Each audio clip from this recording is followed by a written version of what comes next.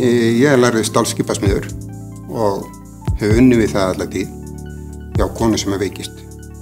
Hún lendir í að fá krabbaminn 2000, barðist í 7 ár og maður vann sína vinnu.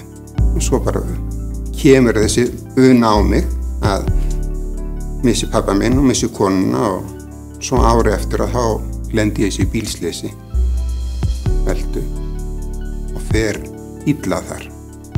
En áfram gakk. Ég á 4 börn og 6 barnabörn. Þá þarf ég að fara að fá mig vinnu. Ég hef búin að vera frá vinnu í 2 ár. Maður sem hefur unnið alltaf 150% vinnu.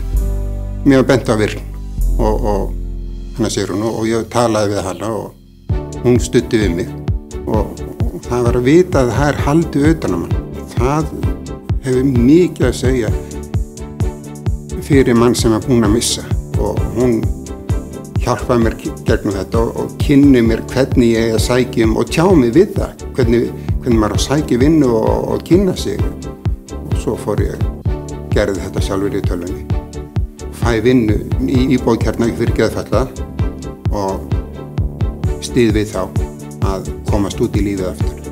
Þar er ég búinn að vera í 4 ár og árangurinn sem ég sé að því, það er þetta langtíma hlaup. Það kemur ekki 2 og 3, það kemur smátt og smátt. Og þegar maður sér það, þá getur maður stundum sagt húrra.